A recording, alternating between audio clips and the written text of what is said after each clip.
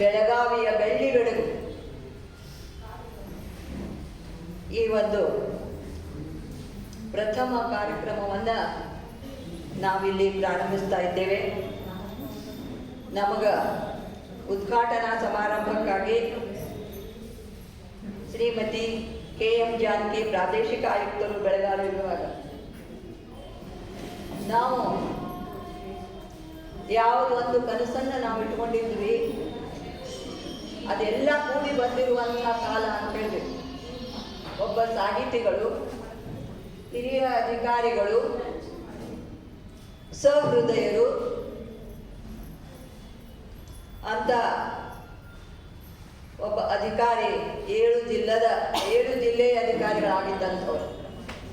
ಮತ್ತು ಅದ್ರ ಜೊತೆಗೆ ಇಲ್ಲಿ ನೀವು ಬಂದಾಗ ಎಲ್ಲರೂ ಪ್ರತಿಯೊಬ್ಬರು ಹೇಳಿದ್ರಿ, ವಾವ್ ಅವ್ವ ಏನು ಚಂದ ಮಾತಾಡ್ತಾರವ ಮೇಡಮ್ ಅಂತೇಳಿ. ಇದು ಭಾಳ ಮುಖ್ಯ. ಏನು ಅಂತಂದ್ರಲ್ಲ, ಅವ್ವ ಏನು ಚಂದ ಮಾತಾಡ್ತಾರ ಅಂತೇಳಿ. ನಾವು ಅದ್ರ ಜೊತೆಗೆ ಮತ್ತೊಬ್ಬರು ಹೇಳಿದರು, ಅಯ್ಯೋ ಮೊನ್ನೆ ಅವ್ರು ಹಾಡ ಆಡಿದ್ರಲ್ಲಿ ಅಂತೇಳಿ. ಈ ಮಾತು ಕೂಡ ನನಗೆ ಭಾಳ ಖುಷಿ ಅನಿಸ್ತು. ಯಾಕಂದರೆ ಸಮಾನ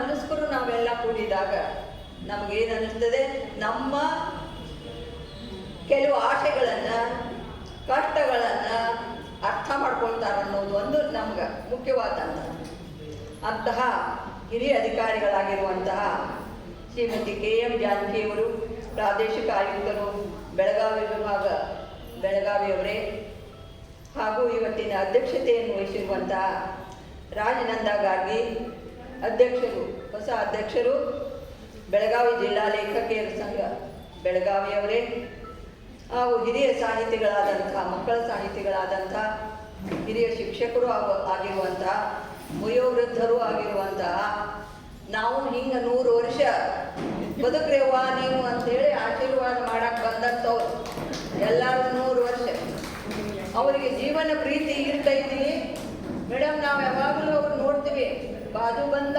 ಪಾಟ್ಲಿ ಇವರ ಒಳ್ಳೆ ಸಿಂಗಾಸರ ಎಲ್ಲ ಹಾಕೊಂಡ ಅವ್ರ ಕಾರ್ಯಕ್ರಮದಾಗ ಇಟ್ಕಲ್ ಸೀರೆ ಉಟ್ಕೊಂಡ ಬಂದು ಕುಂತ್ರ ಕಾರ್ಯಕ್ರಮಕ್ಕೆ ಕಳಿ ಅಂತ ಹಿರಿಯ ಸಾಹಿತಿಗಳಾದಂಥ ನಮ್ಮ ಶಾಂತಾದೇವಿ ಹುಲ್ಲೆಪ್ಪನವ್ರ ಮಠವರು ಕೂಡ ಈ ಒಂದು ಕಾರ್ಯಕ್ರಮಗಳ ಉಪಸ್ಥಿತರಿದ್ದಾರೆ, ನಮಗೆಲ್ಲ ಆಶೀರ್ವಾದವನ್ನು ನೀಡಲಿದ್ದಾರೆ.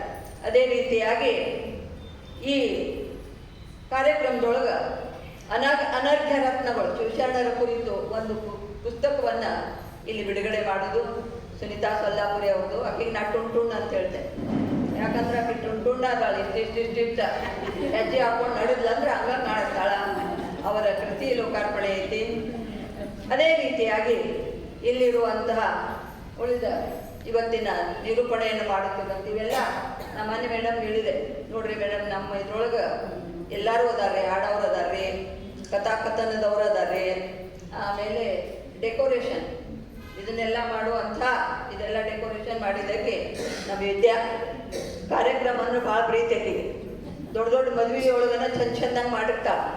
ಯಾಕೆ ಇವತ್ತಿನ ಎಲ್ಲ ಇದು ಮತ್ತು ಅದ್ರ ಜೊತೆಗೆ ನಿರೂಪಣೆಯನ್ನು ಮಾಡ್ತಿರುವಂಥ ಹೊಸ ಕಾರ್ಯದರ್ಶಿಯಾಗಿರುವಂತಹ ನಮ್ಮ ವಿದ್ಯಾ ಮುಂಡೇಕರ್ ಅವರೇ, ರೇಣುಕಾ ಜಾಧವ್ ಅವರೇ, ಇಲ್ಲೆಲ್ಲ ಇರುವಂಥ ಘಟಾನುಘಟಿ ಸಾಹಿತಿಗಳು, ಅದ್ರ ಜೊತೆಗೆ ಸಂಘಟಕರು, ಇಲ್ಲೆಲ್ಲ ನೋಡ್ರಿ ನಮ್ಮ ಉಳಿದ ಎಲ್ಲ ಸುಧಾ ಆಧಾರ, ಶೈಲಾ ಆಧಾರ, ಮತ್ತು ನಮ್ಮ ಸರಿತಾ ನೆನಪಾಗತೈತಿ, ಸರಿತಾ, ದೀಪಿಕಾ ಮತ್ತು ದೇಸಾಯಿ ಅವರು, ಪ್ರಭಾ, ಎಲ್ಲರೂ ನಮ್ಮ ಸಾಹಿತಿಗಳು, ಎಲ್ಲ ದೊಡ್ಡ ಸಾಹಿತಿಗಳು, ಹಾಡುಗಾರರು ಕೂಡ ಎಲ್ಲರೂ ನೀವು ಇದ್ದೀವಿ.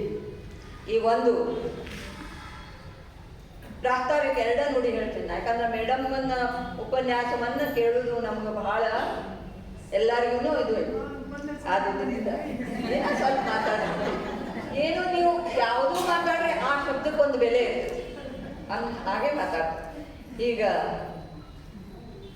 ಕೇವಲ ಕೋಣೆ ತಂಪಾಗಿದ್ದರೆ ನಡೆಯುವುದಿಲ್ಲ, ನಿದ್ರೆ ಒತ್ತುವುದಿಲ್ಲ. ಕೋಣೆ ತಂಪಾಗಿದ್ದರೆ, ಆದರೆ ಮನಸ್ಸು ತಂಪಾಗಿರುತ್ತೆ.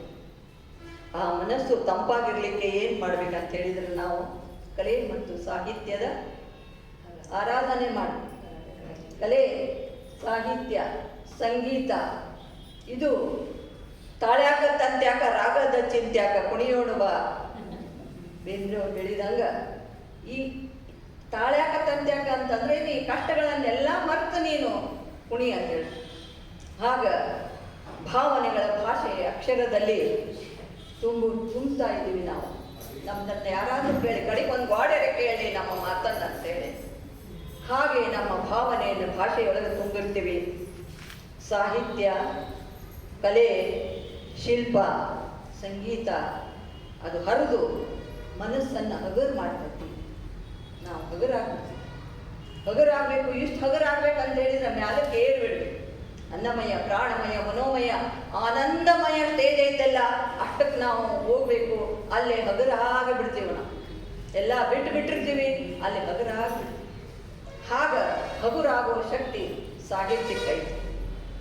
ಹೀಗೆ ನಾವಿದೊಂದು ಭೂಮಿ ಅಲ್ಲ, ಇದೊಂದು ಭೂಮಿ ಐತಿ, ಅದರ ಭೂಗೋಳ ಅಲ್ಲ, ಕೇವಲ ಇದು ಅಲ್ಲ. ನಾಡು, ನುಡಿ, ಶಿಲ್ಪ, ಸಂಗೀತ, ಸಂಸ್ಕೃತಿ, ಪರಂಪರೆ, ಇತಿಹಾಸ. ನಮ್ಮ ಗಡಿನಾಡಿಗೊಂದು ಇಷ್ಟೆಲ್ಲ ಐತಿ. ಪರಂಪರೆ, ಇತಿಹಾಸ ಇಷ್ಟೆಲ್ಲ ಒಂದು ದೊಡ್ಡ ಇತಿಹಾಸವೇ ಐತಿ. ಅದಕ್ಕೆ ನಮಗೆ ಅನ್ನ, ಆಶ್ರಯ, ಅರಿವು ನೀಡಿದಂಥ ತಾಯಿಗೆ ನಾವು ಅಭಿನಂದನೆಯನ್ನು ಸಲ್ಲಿಸುವುದಕ್ಕಾಗಿ ಕಳೆದ 25 ವರ್ಷಗಳಿಂದ ಈ ಕನ್ನಡವೆಂಬ ಲೇಖಕರ ಸಂಘವೆಂಬ ನಂದಾದೀಪವನ್ನು ಬೆಳಗಿಸಿಕೊಂಡು ಬಂದಿದ್ದೇವೆ ಮೇಡಮ್.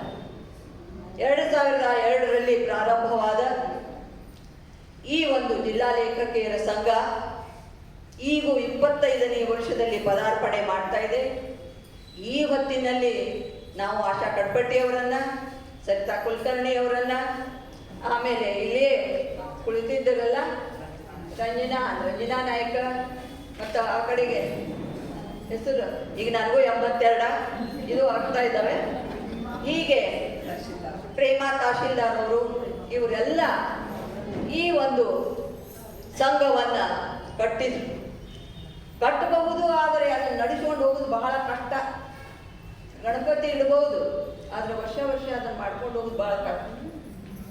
ಆದುದರಿಂದ ನಾನು ಈ ಒಂದು ಸಂಘಕ್ಕೆ ಕಾಯಕಲ್ಪವನ್ನು ಮಾಡಿ ಮೊದಲು ಒಂದು ಹೆಜ್ಜೆಯನ್ನು ನಾನಿಟ್ಟೆ, ದತ್ತಿಯನ್ನಿಟ್ಟು.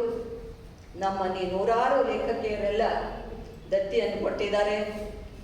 ಆ ದಾನಿಗಳನ್ನೇ ಮೊದಲು ನಾನು ನೆನೆಯಬೇಕು. ಯಾಕಂತ ಹೇಳಿದ್ರೆ ಒಂದು ಸಂಘ ನಡಿಬೇಕಂತ ಹೇಳಿದ್ರೆ ಕೇವಲ ಸಂಘ ಐತಿ ಅಂತ ಹೇಳಿದ್ರೆ ನಡೆಯಂಗಿಲ್ಲ. ಅದಕ್ಕೆ ಲಕ್ಷ್ಮಿಯ ಕೃಪಕಟಾಕ್ಷವೂ ಕೂಡ ಇರಬೇಕಾಗ್ತದೆ.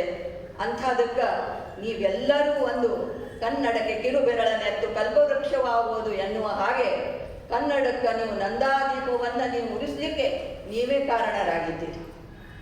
ಈ ಒಂದು ನಂದಾದೀಪ ಜಾಜ್ವಲ್ಯಮಾನವಾಗಿ ಇವತ್ತು ಕೂಡ 25 ವರ್ಷದವರೆಗೂ ಕೂಡ ಇದು ನಡೆದುಕೊಂಡು ಬಂದಿದೆ. ಆ 25 ವರ್ಷದ ಈ ಸಂದರ್ಭದಲ್ಲಿ ನಾವು ಆ ದತ್ತಿನಿಧಿ ದಾನಿಗಳನ್ನು ನೆನೀತಾ ಇದ್ದೇವೆ.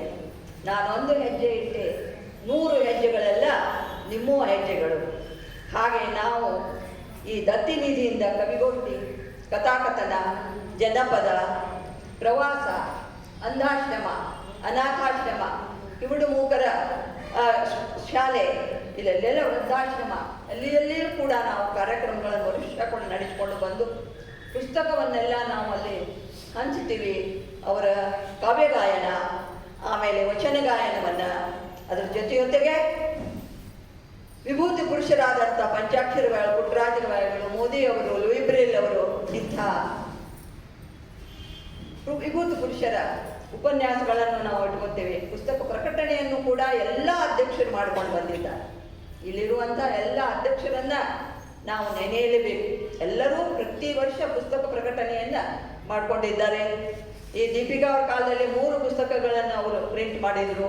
ಅಲ್ಲದೆ ಉಳಿದ ಎಲ್ಲ ಈಗ ಸುಮಾ ಅವ್ರ ಕಾಲದಲ್ಲಿ, ಸುನಂದ ಅವ್ರ ಕಾಲದಲ್ಲಿ, ಜಯಶೀಲಾ ಅವ್ರ ಕಾಲದಲ್ಲಿ ಎಲ್ಲರೂ ಪುಸ್ತಕಗಳನ್ನು ಪ್ರಕಟಣೆಯನ್ನು ಮಾಡಿಕೊಂಡು ಬಂದಿದ್ದಾರೆ. ಹೀಗೆ ನಮ್ಮ ಈ ಒಂದು ಜಿಲ್ಲಾ ಲೇಖಕಿಯರ ಸಂಘಕ್ಕೆ ಈಗ 25 ವರ್ಷಗಳ ಒಂದು ವಯಸ್ಸು. ಅಂತಹ ಕಾಲದಲ್ಲಿ ನಾವು ಇಷ್ಟು ಮುಂದೆ ಬಂದರೂ ಕೂಡ ಇಲ್ಲಿ ಕನ್ನಡ ಸಂಸ್ಕೃತಿ ಇಲಾಖೆ, ಅಕಾಡೆಮಿಗಳು, ಕನ್ನಡ ಸಾಹಿತ್ಯ ಪರಿಷತ್ತು, ಸ್ಥಳೀಯ ಬಸವರಾಜ ಕಟ್ಟಮನಿ, ಬೆಟಗೇರಿ ಕೃಷ್ಣ ಶರ್ಮಾ